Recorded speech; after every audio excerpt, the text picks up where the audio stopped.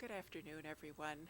I'm Enid Lader, and I'm the rabbi at Beth Israel, the West Temple, and had the pleasure of, along with my husband and our children, being members of Beth Israel for the past almost 35 years now. And over that time, I got to know Rose, and I certainly got to know Sally, and it's an honor really to stand here and for Sally to have invited me to welcome you this afternoon as we pay tribute to a lovely, lovely woman. And when Rose would come to temple, she loved coming to services, and when I would be leading services and singing with my guitar, she enjoyed that, and Sally asked if I would begin our service with a song, so I am.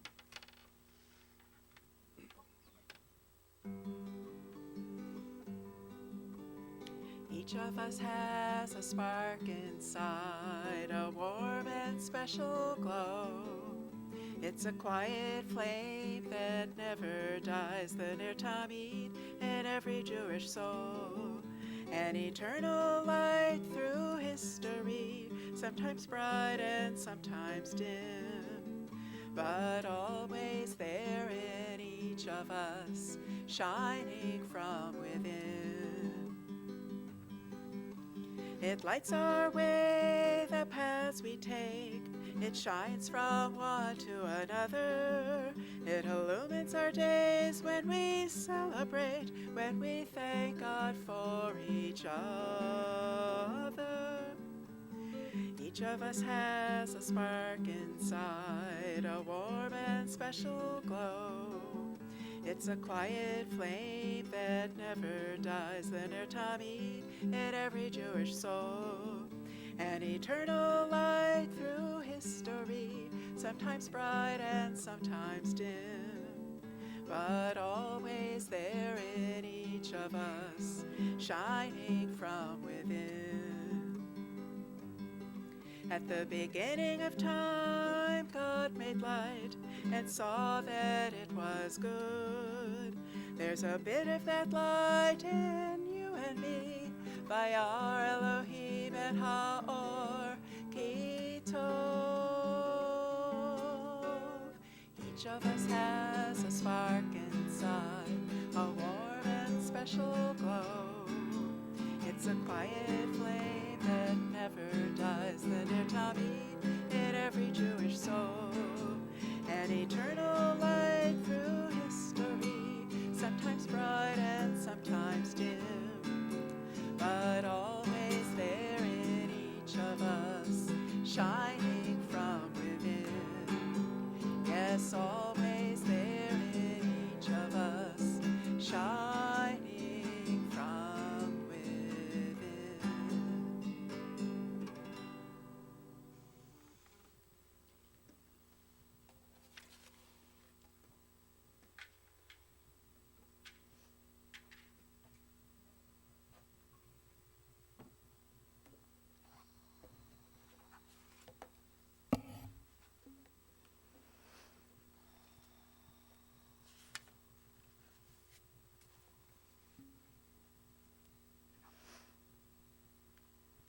In this hour of our grief, we listen to the voice of our sacred scripture, which brings us the ancient yet ever new message of God's nearness. Thus are we reminded of our kinship with the Creator in light as in darkness, in joy as in sorrow, in life as in death. I will lift up mine eyes unto the mountains, from whence shall my help come? My help comes from God, the maker of heaven and earth. God will not suffer your foot to be moved. The one who protects you will not slumber. Behold, the one who protects Israel neither slumbers nor sleeps. God is your guardian, your protection at your right hand. The sun shall not smite you by day, nor the moon by night. God will keep you from all evil. God will keep your soul and guard your going and coming from this time forth and forever. A season is set for everything, a time for every experience under heaven, a time to be born and a time to die, a time to plant and a time to uproot that which is planted, a time to tear down and a time to build up, a time to weep and a time to laugh, a time to grieve and a time to dance, a time to embrace and a time to refrain from embracing, a time to seek and a time to lose, a time to keep silence and a time to speak. Kohelet, the author of Ecclesiastes, wrote, "The eye is never filled with seeing. Young or old, those who depart this life never see enough of the world, never complete their task, never cherish their loved ones enough before they are called home. How they would have yearned for yet another respite from the final summons, and how we would have yearned to have them close to us for yet another day in our lives, yet another joy, yet another precious moment together. God, be now with those of us whose hearts are broken, because whenever it comes, parting comes too soon. Console us at this hour when consolation seems so elusive. Be near to us when light seems so distant. Lift us up, O God, when the time shall come for healing." Words of the gifted Rabbi Joshua Loth Liebman. Life with a wonderful parent or spouse, sibling or friend is like a room filled with warmth and wit and the sparkling charm of wisdom and meaning. When death comes, it is as though the center in a great circle of friends gathered in that room of life around the brightly burning fireplace had suddenly dropped out. You know how it is when some vivid personality leaves the room. The conversation breaks off. There is emptiness and many an awkward pause, and the whole company feels as though the magic had somehow gone out of the group. That is the way when a loved one breaks off her conversation with us in the stillness of eternity. Knowing as we do that death ends a life, but not a relationship, we come this day to remember Rosetta Priesand, known by most as Rose, and called by others Rosie. She was a beloved mother, a devoted grandmother, great-grandmother, and great-great-grandmother, a loving aunt, and a cherished friend. We are grateful for her life, for the years that we shared, for the legacy she leaves behind. And though her absence leaves a void in our midst, we are strengthened now by those memories that have become a precious heritage of the Spirit. Indeed, in Jewish tradition, it is the blessing of memory that becomes the basis of our immortality. How appropriate then to include in this service some words of tribute from my mother's rabbi, Enid Later, from Beth Israel, the West Temple.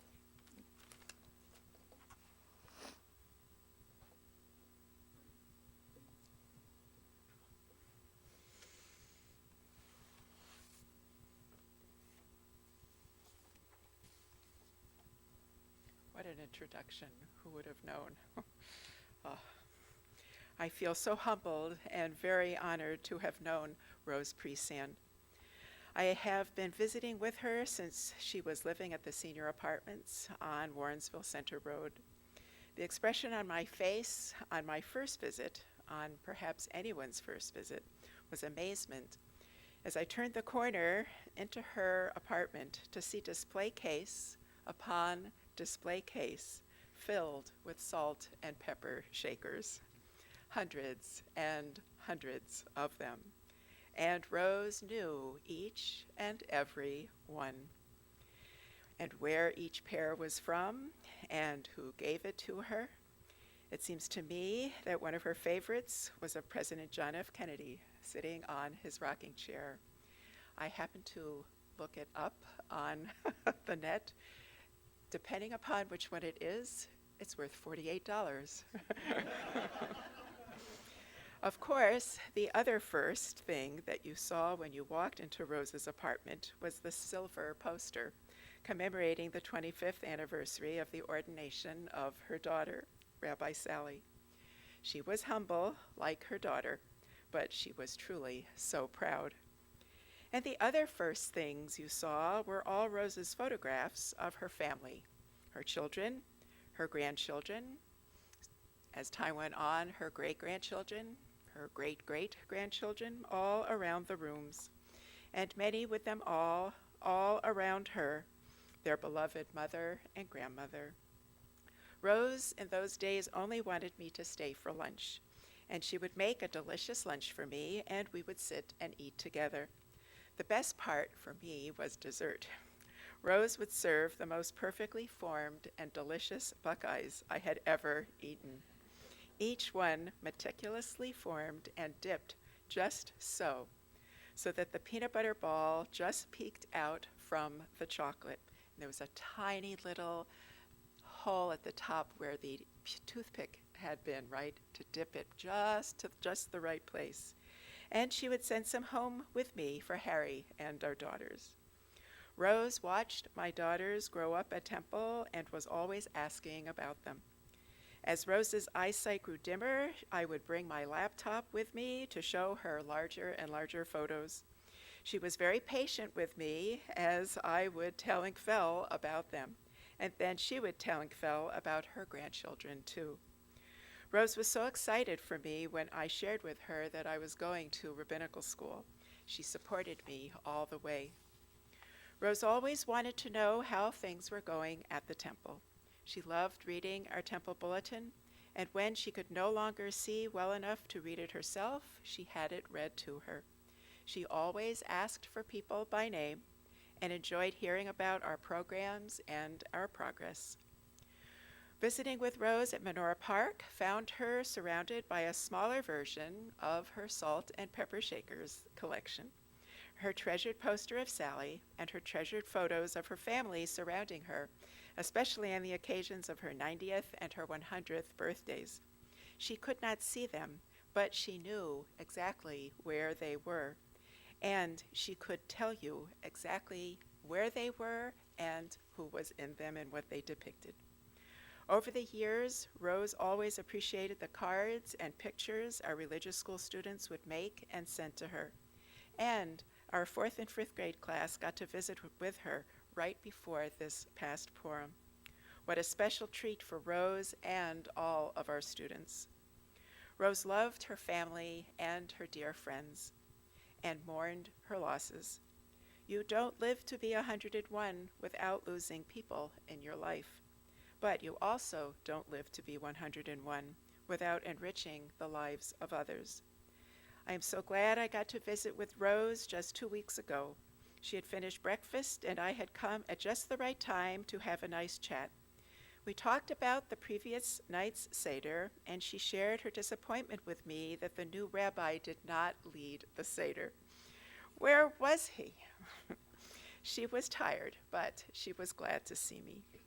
I said goodbye and I gave her a kiss, and her table mate told me that she could really see that Rose had enjoyed our visit, and so had I. Zichrona livracha, may her memory be for a blessing.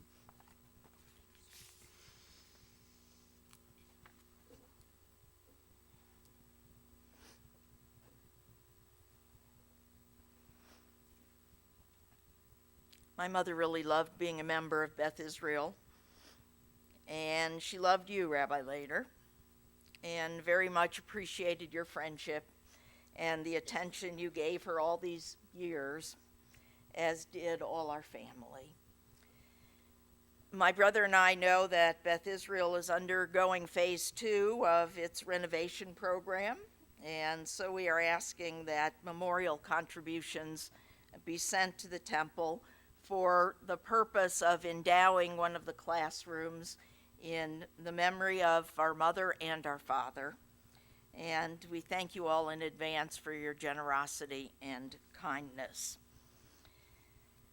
My mother lived to the ripe old age of 101.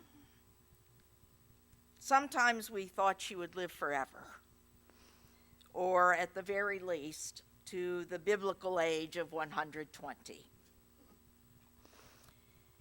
She was born in 1915 in Bond County, Illinois, daughter of Henry and Bernice, the youngest of 4 children. She grew up in a rural community, and when we were kids, our summer vacation often included a visit to the family homestead in Keysport, a little village in Illinois with a population of about 400. Not that far from St. Louis, with dirt roads and less than modern plumbing.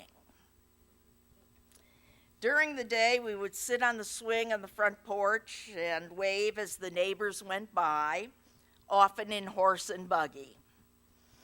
We would go down to the cellar to get food my grandmother had canned from produce on the farm, and at night, we would play dominoes with our grandfather. It was always an adventure for us city kids. My mother met my father in St. Louis, and when they married, he was a widower with a small child, my sister Esther, who my mother raised as her own. Although I was born in Cleveland, where my father's family lived, we moved around a lot before returning to Cleveland permanently. I especially remember photos we have of mountaintops in Albuquerque and Purim parties in Carbondale. Wherever we lived, being part of the Jewish community was important to my parents. Here in Cleveland, we began our education at the Bureau of Jewish Education before joining Community Synagogue with Rabbi Jack Herman, alav hashalom, where my sister and her husband Dave were married, and where we attended religious school, which was on Shabbat. And I always remember my mother making certain that we had postage stamps to bring for tzedakah because we weren't allowed to carry money. When we moved to Fairview Park, we joined Beth Israel and were very involved over the years as a family. My mother served as president of the Temple Sisterhood and also of her B'nai B'rith chapter in District 2. People appreciated the fact that she was well organized and had all the qualities that make for a good leader. She was always quick to volunteer, no matter what the project, cooking for a covered dish dinner, or visiting the sick, or chairing the annual rummage sale. And we were usually the last family to leave on Friday night because my mother was in the kitchen helping to clean up after the Oneg Shabbat. Like many families today, ours is a blended family. And whenever new members joined us, my mother was the first to welcome them and take them as her own. She was always forgiving and non-judgmental. And if you ask her grandchildren what they remember, they will say sleepovers at Grandma's house, back rubs in front of the fireplace, playing with the salt and pepper shakers, holiday celebrations and 3-hour seders, candy and Neckos and other sweets that were always awaiting them when they came to visit, and especially Grandma's cooking. My mother was a great cook and a great baker. And like every good Jewish mother, she always made too much. We each had our own favorite dish. Mine was fried chicken. And whenever I came home for a visit, up until she gave up her apartment at the age of 97, she would have that fried chicken waiting for me. And in the morning for breakfast, she would make biscuits from scratch. And of course, everybody loved her baked goods, rugelach, snowballs, cinnamon coffee cake, and most especially her buckeyes, which many of her grandchildren continue to make this day and passing on the recipe to their children. Now, my sister and I never really appreciated how painstaking it was to make rugelach until one day we decided to mix up a batch ourselves. We made the dough, waited for it to rise, cut the triangles, added the filling, rolled them up, and put them in the oven. The timer went off, and we returned only to find that they had all unrolled. Well, that was the last time I ever tried to make rugelach. As you know, and as we heard, my mother had this amazing collection of salt and pepper shakers, nearly 800 sets. It was a collection that my grandmother started, passed on to my mother, and now it's been passed on to me. And periodically, my mother would set aside 3 days and wash the entire collection by hand. I know I would call and I would say, "What are you doing today?" "Oh, I'm washing the salt and pepper shakers." And well, I'm afraid that's not going to happen again anytime soon.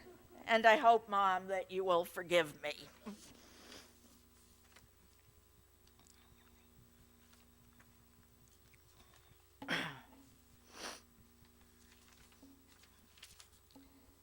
My mother was a loving aunt and a cherished friend. When Marge moved back to Cleveland, she visited often, and my mother always loved to catch up, talk about the old days. Marge loved the conversation, the openness and honesty with which my mother spoke. And our other side of the family is in Illinois, in that section of the country, and my cousin Marilyn sent this message. Aunt Rosie was a dear part of our family and always Bob's favorite aunt. He loved to share stories of Keysport with her. We both enjoyed our Carbondale college life with her and your dad. Our kids recall our visits to Ohio when they were young, and my grandkids, now grown, still remark about how they looked forward to coming to my house when she came to visit, and especially expecting her good peanut butter buckeyes. We plan to give a memorial gift to our local food pantry and also to get together and make a big batch of buckeyes and take them to our local civic center, which provides after-school childcare for needy families. Please share our feelings of gratitude for her life and all she means to our family. My mother's friends were many and diverse, some long-standing and others new. She was the best kind of friend that anybody could ever want. A person who knew how to listen, one with whom you could share your troubles and receive compassion and understanding in return. She was always there when needed, offering advice when asked, and encouraging others to be the best that they could be. I know that there are a few people that my mother would want me to mention and thank today by name. Penina and her family, who kept in touch from Israel. Hermine and Marv, our eyes and ears in Cleveland, who made certain that she got her grilled cheese and potato chips at Pearl's place. Brady, who visited often. Debbie and John, who were with her in the hospital at the very end. And all the Hatton family, with whom she and we shared so much over the years. Each of you, each of us, has special memories that belong to us and us alone. May we take comfort now in those memories, knowing that we are safe in death as in life, for Rose now abides in God's eternal care, even as she remains alive in our hearts and in our minds forever. In many ways, my mother's life was not an easy one. No life is free of difficulty, but she had more than her fair share. My father died nearly 50 years ago, so she spent half of her life without him. My brother Sandy suffered greatly and succumbed to melanoma with my mother by his side. There is nothing that compares to losing a child. Just a few months ago, shortly after my mother's 101st birthday, my sister Esther died unexpectedly, though peacefully, in her sleep. In her 90s, my mother had surgery for breast cancer.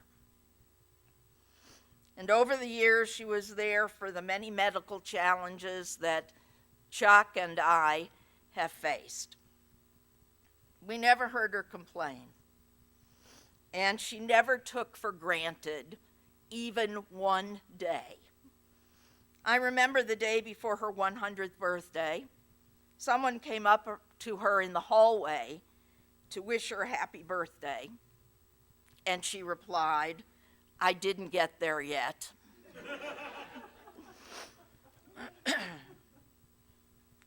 She was strong and amazing in every way, well-dressed and perfectly coiffed, her hair its original color, which gives me hope. She always insisted on powdering her nose, always greeted others with a kind word and a gracious smile.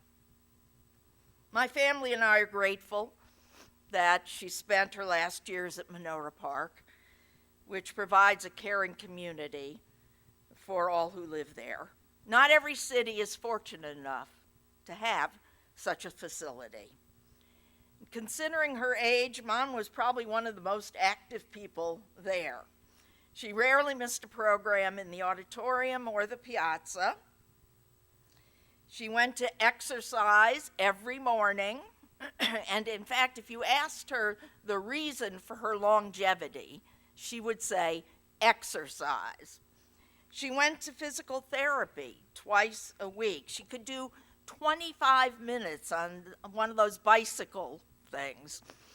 And she loved playing bingo. Last year, I remember one day she won $1 and she was always excited, and whatever she won, she said, "Don't you think that I should take my winnings and give it to tzedakah at the Oneg Shabbat?" And, I said, yes, that sounds like a good idea. She loved that Friday afternoon Oneg Shabbat. Thank you, Rabbi Kirsch, for being here and for all that you did for my mother. And she never missed services on Shabbat morning either. So we thank the administration and all the staff for making her last 4 years as comfortable and as meaningful as possible, and for making all of us feel part of the Menorah Park family. These last few days, people have been reminding me how proud my mother was of me and my accomplishments. I know that to be true, and I know how much she loved introducing her daughter, the rabbi. But today I want to say that my mother was equally proud of all her children. She admired Esther and Dave for a marriage that lasted almost 60 years and for the close-knit family they raised. She was proud of my brother Sandy for the way in which he cared for his children after their mother died in an automobile accident, a victim of a drunk driver. Sandy was an excellent mechanic, and he had a heart of gold. On his birthday, he would send my mother roses to thank her for giving birth to him. She was proud of my brother Chuck, of his service to our country in Vietnam, and of the courage he and Wendy showed after starting over again when they lost everything in Hurricane Katrina. Chuck and I used to banter back and forth these last years and as to who was Mom's favorite. But I always knew that it was him. That he was number one because he was her baby, and because he and my mother almost died the day he was born. My brother asked me to share these words with you. Personally, Wendy and I want to thank you for being here. It means so much to Mom and to our family. We are so sad that we could not be there with you. When Sally visited a few weeks ago, we discussed the fact that one of the saddest effects of my traumatic brain injury, PTSD and Agent Orange, is that it takes away memories, both good and bad. Wendy and I took out picture albums this morning. We laughed, seeing how excited Mom was about the personalized photo sent by Frankie Avalon for her 65th birthday. And not to mention Tom Jones, who was her favorite. She loved him, and she went to a concert where she acted like a teenager. What a glorious day her birthday was with her children and grandchildren surrounding her.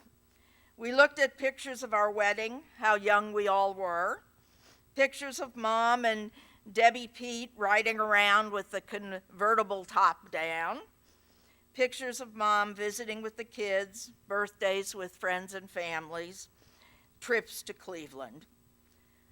I never heard a negative word from her, except for the time I carved her brisket in the wrong direction. Her eyes grew huge, and she actually screamed at me that I was doing it wrong. She was so mad, God bless her. Mom used to go to wheelchair exercise every morning. About a year ago, at age 101, Wendy asked her how class was, and she said, "Terrible. I don't like that instructor." When she asked why, Mom responded, "He's too old and too slow."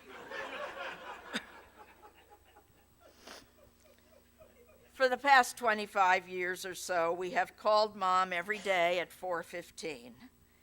We will continue to think of her at that time, always loving her and thanking God for her. We love you, Mom. If there were more people like you, the world would be a much better place.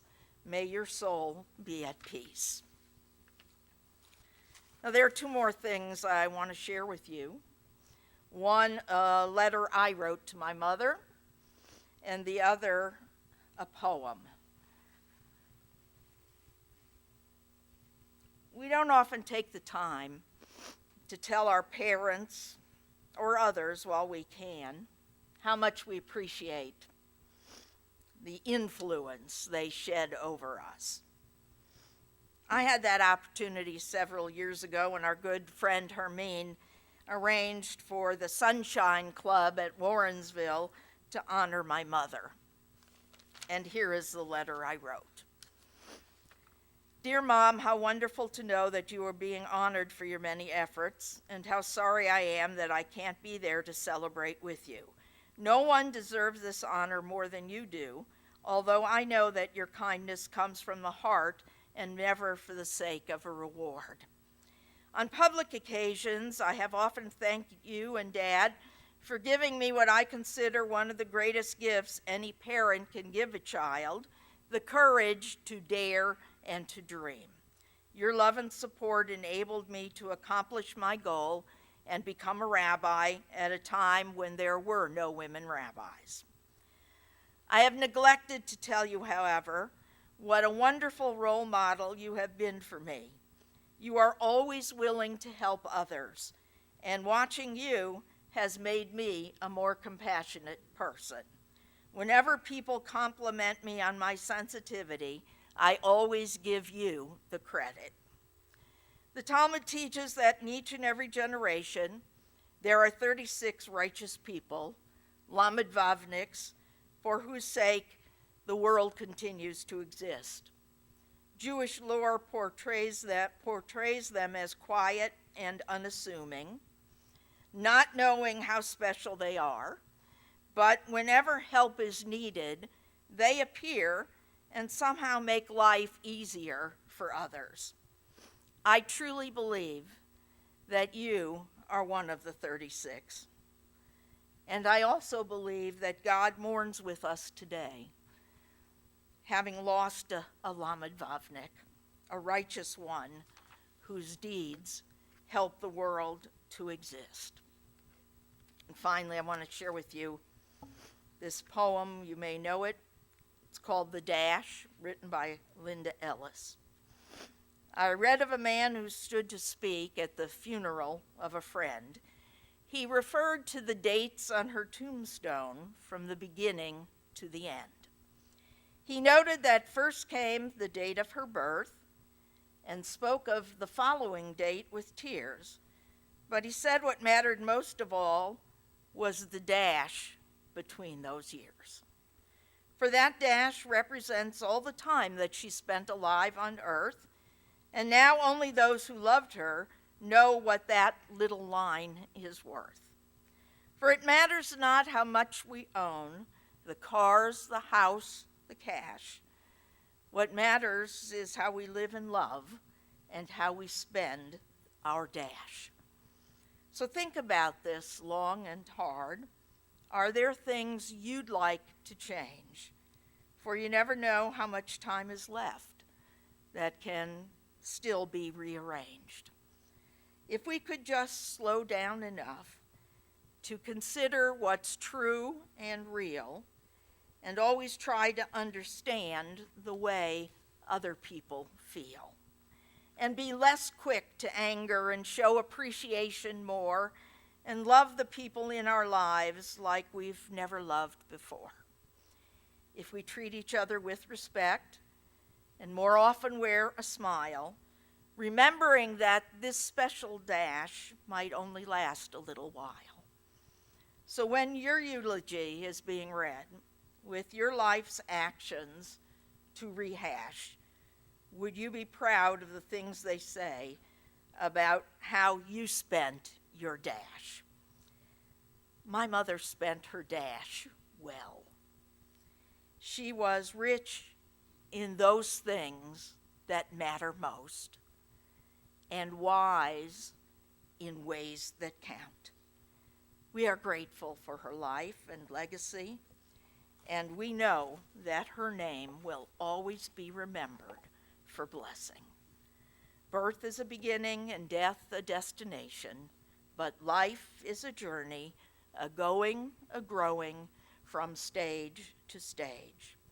From childhood maturity and youth to age, from innocence to awareness and ignorance to knowing, from foolishness to discretion, and then perhaps to wisdom, from offense to forgiveness, from loneliness to love, from joy to gratitude and pain to compassion, from grief to understanding, and fear to faith.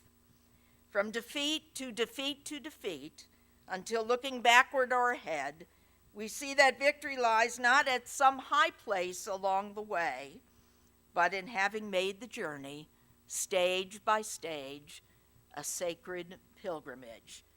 Birth is a beginning, and death a destination, but life is a journey, a sacred pilgrimage made stage by stage, from birth to death to life everlasting.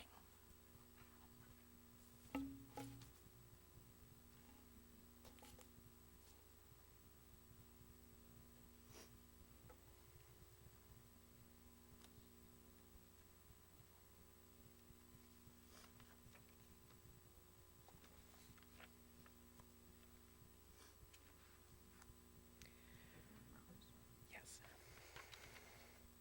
Into your care, O God, we entrust the spirit of our beloved Rose, for you keep faith with your children in death as in life. Sustain us that we may meet with serenity the mysteries that lie ahead, knowing that when we walk through the valley of the shadow of death, you, God, are with us, a loving friend in whom we put our trust. You are the light of our life, our hope in eternity. Please rise for El Malei Rachamim.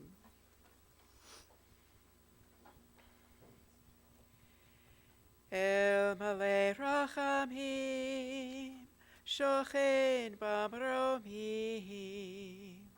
Hamatzei Menucha Nechona, Tachat Kanfei HaShechina, Im Kadoshim Tohorim, Kazohar Harachim Azhirim, Et Nishpat Shoshana Bat Avraham V'Sara, Shahalcha Le'olama. Ba'al Harachamim, Yastireha B'Seter Kenafav Le'olamim, V'yitzror B'yitzror HaChaim Et Nishmata. Adonai hu nachalata, v'tanuach b'shalom al mishkava v'nomar amen.